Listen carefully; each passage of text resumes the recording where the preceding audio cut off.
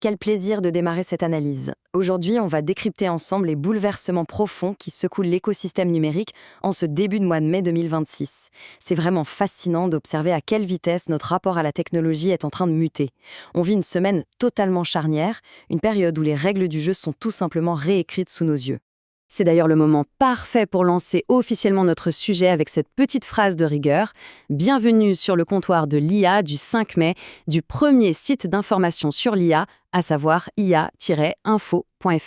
Et croyez-moi, c'est avec un enthousiasme débordant qu'on va aborder ces informations, car elles mettent en lumière une bascule absolument inédite dans l'industrie technologique mondiale. Au programme aujourd'hui, on fait simple et efficace. 1. Les mutations majeures. 2. Comment financer toute cette puissance? 3. L'évolution vers une science autonome. 4. L'indépendance numérique. Et bien sûr, on terminera par un petit bilan. Allez, on attaque tout de suite avec notre première partie, les mutations majeures et la fin des exclusivités. Rappelez-vous, le modèle du passé, on le voyait un peu comme un bloc indissociable.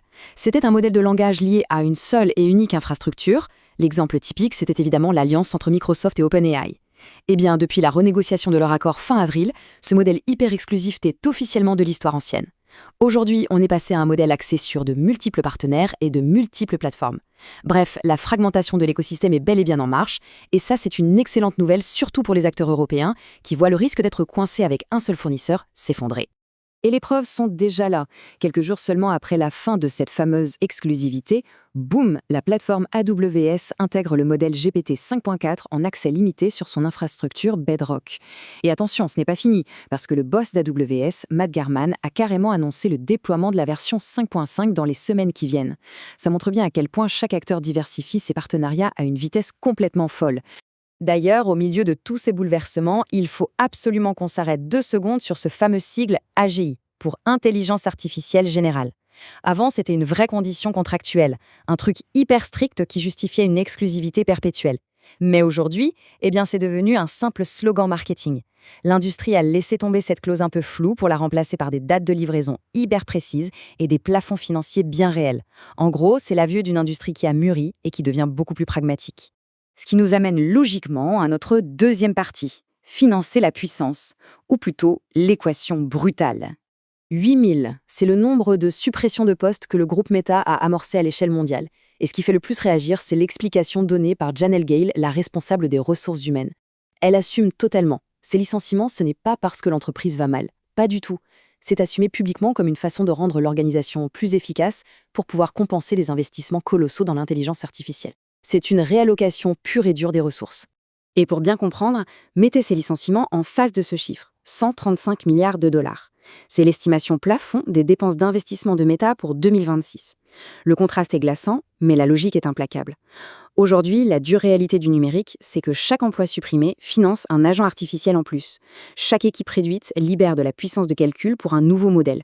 Et il ne s'agit pas d'un cas isolé. Chez Microsoft, on parle d'un plan de départ volontaire visant jusqu'à 8750 personnes, soit environ 7% des effectifs globaux. Donc on n'est plus du tout dans une petite crise passagère, on est en plein dans un changement de paradigme de production. L'humain cède tout simplement sa place à l'infrastructure. Et cette infrastructure, elle donne naissance à des trucs incroyables. Et c'est exactement le sujet de notre troisième partie, vers une science autonome, où l'entité devient l'acteur.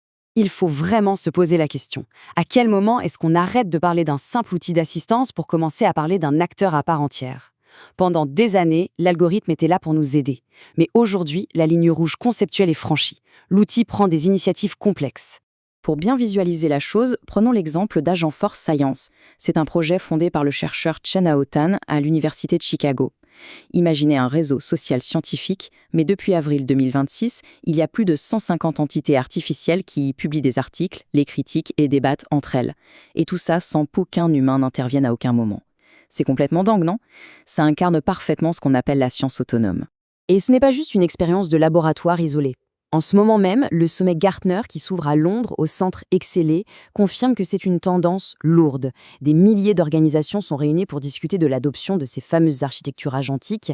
Et bien sûr, avec tout ça, la question de la conformité à la réglementation européenne devient un enjeu absolument central. Face à ces géants et à ces machines autonomes, on passe à notre quatrième partie, l'indépendance numérique et les stratégies de survie. La toute première leçon, et on s'appuie ici sur l'expertise de structures comme Simadio, c'est un avertissement assez solennel. Baser toute son activité commerciale sur des plateformes externes comme Facebook ou Instagram, c'est littéralement construire sa maison sur du sable. Les risques sont énormes pour une entreprise. Il suffit d'un changement d'algorithme, d'un bug, d'un concurrent malveillant, ou pire, d'une suppression soudaine de comptes pour réduire des années d'efforts à néant.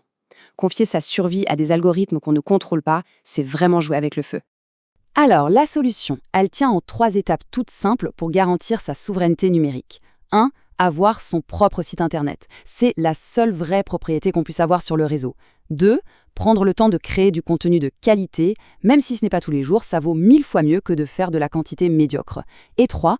Optimiser son référencement naturel pour être visible de manière organique. C'est vraiment la base pour ne pas dépendre du bon vouloir des autres. Allez, on arrive déjà à notre 5e et dernière partie, le bilan et la réflexion finale. S'il ne fallait retenir qu'une seule chose de toute cette analyse, c'est ça. L'industrie technologique est devenue mature, mais surtout impitoyable. On l'a vu, des milliards sont réalloués et des milliers de postes disparaissent pour financer des entités qui peuvent désormais raisonner toutes seules. Dans un monde où la machine devient un acteur autonome, être dépendant d'une plateforme est un luxe inabordable. Maîtriser de bout en bout son empreinte numérique, c'est tout simplement devenu une question de survie. Et c'est sur cette grosse prise de conscience qu'on clôture l'analyse de cette semaine. Pour continuer à creuser le sujet et ne rien louper des prochaines secousses technologiques, retrouvez toute l'actualité autour de l'intelligence artificielle sur le portail ia-info.fr.